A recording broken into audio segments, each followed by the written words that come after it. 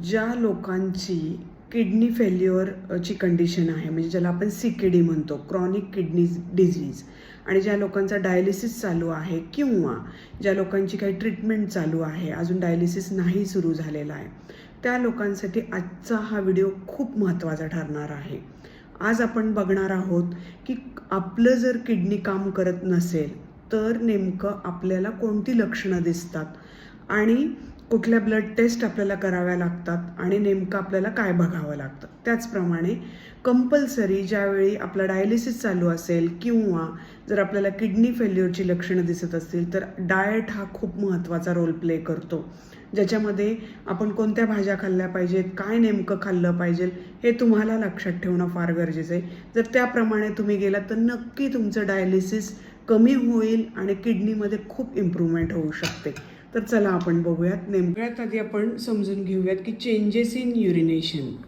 तर पहिल्यांदा foamy urine म्हणजे आपल्या युरिनमध्ये फेस आलेला दिसतो. त्याच्यानंतर ब्लड इन युरिन ज्याला हिमॅच्युरिया म्हणतात, म्हणजे आपल्या लघवीमध्ये आपल्याला थोडंसं ब्लड आल्यासारखं दिसतं. त्यानंतर आपल्याला लक्षात येतं की शॉर्टनेस ऑफ ब्रीथ म्हणजे थोडं दम लागणं, अगदी छोट्या छोट्या गोष्टींमध्ये दम लागणं, थोडं चाललं तरी दम लागणं, तर असं लक्षण दिसतं. त्यानंतर नोशिया ऑर वॉमिटिंग म्हणजे मळमळ होणे, उलटी आल्यासारखं वाटणे, पुअर ॲपेटाईट भूक कमी होणे.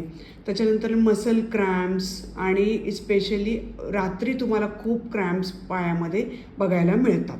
मग त्यासाठी काय केलं पाहिजे, तर ब्लड टेस्टमध्येच पहिल्यांदा सिरम क्रिएटिनिन, त्याच्यामध्ये सिरम क्रिएटिन लेवल खूप हाय झालेली असते, साधारणतः 4-5 अशा पद्धतीचे क्रिएटिन लेवल दिसते. ब्लड युरिया नायट्रोजन म्हणजे ब्लडमध्ये तुम्हाला ब्लड युरिया वाढलेला दिसतो. EGFR म्हणजे तुमच्या किडनीची आत्ता आयुष्य किती राहिलेलं आहे ते आपल्याला दिसतं. त्याच्यानंतर तुम्हाला इलेक्ट्रोलाइट्स म्हणजे सोडियम, पोटॅशियम, कॅल्शियम आणि फॉस्फेट या ब्लडमध्ये ज्या काही गोष्टी असतात त्या तुम्हाला वाढलेल्या आढळतात. हिमोग्लोबिन खूप कमी झालेलं आढळतं. त्यानंतर युरिन टेस्टमध्ये युरिन ॲल्ब्युमिन आपण चेक करतो, युरिन ॲनालिसिस करतो, त्याच्यामध्ये प्रोटीन्स आहेत का किंवा ब्लड सेल्स ॲबनॉर्मल सेल्स किती आहेत ते बघतो. अल्ट्रासाऊंड केल्यानंतर आपण किडनीची साईज चेक करतो, ती श्रिंक झाली, स्ट्रक्चर कसं आहे, सूज आहे का, ऑब्स्ट्रक्शन आहे का ते बघतो. लिपिड प्रोफाईलमध्ये CKD पेशंटला नेहमी हाय कोलेस्ट्रॉल दिसतं, त्याच्यामुळं आपण त्याचे लिपिड प्रोफाईल्स पण चेक करतो. आपण महत्त्वाचं बघूया डाएट हा खूप महत्त्वाचा विषय आहे. काय खायचं काय नाही कळत नाही पेशंटला. त्यासाठी पहिल्यांदा आपल्याला एक्सेसिव्ह प्रोटीन पूर्ण बंद करायचं आहे, म्हणजे नॉनव्हेज, अंडी किंवा जिथं जर तुम्ही प्रोटीन पावडर घेत असाल कोणत्या तर ते कम्प्लिटली आपल्याला बंद करायचं आहे. त्याच्यामुळे किडनीवर खूप लोड वाढतो आणि आपलं क्रिएटिन वाढतं. त्यानंतर सोडियम म्हणजे आपल्याला मीठ हे अतिशय कमी करायचं आहे, वरतून मीठ घ्यायचं नाही आहे. दिवसभरातनं 1 ते 1.5 चमचा टीस्पून एवढंच मीठ आपल्याला पाहिजे, म्हणजे छोटा चमचा जो चहाचा असतो तितकाच.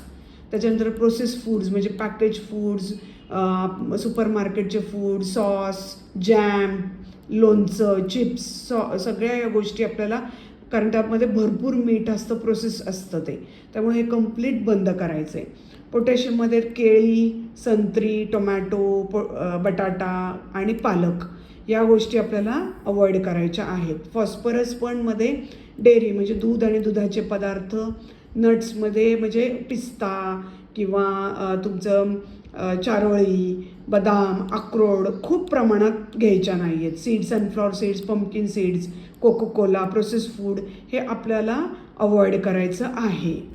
बघूयात की नेमके कोणते फ्रूट्स खाल्ले पाहिजेत. तर apple, papaya, berries, pear, pineapple, watermelon, muskmelon, plums and strawberries हे फ्रूट्स तुम्ही रोज 1 किंवा अर्ध अशा प्रमाणामध्ये रोज घेऊ शकता. आता व्हेजिटेबल्स कोणते आपल्याला घ्यायचे आहेत ते बघूयात आपण. तर व्हेजिटेबल्समध्ये लो पोटॅशियम किंवा लो फॉस्फरस असलेले, युरिक ॲसिड कमी असलेले हे व्हेजिटेबल्स आहेत. त्यामध्ये कॅबेज आहे म्हणजे कोबी, कॉलीफ्लॉवर म्हणजे फ्लॉवर, काकडी म्हणजे कुकुंबर, ऑनियन म्हणजे कांदा, ग्रीन पीन्स, पंपकिन म्हणजे लाल भोपळा, कॅप्सिकम म्हणजे ढोबळी मिरची, रिजगॉर्ड म्हणजे दोडका, रॅडिश म्हणजे मुळा, पडवळ, तोंडली हे व्हेजिटेबल्स तुम्हाला सगळे खाण्यासाठी योग्य आहेत ज्यावेळी तुमचं किडनी खराब झालेली असते.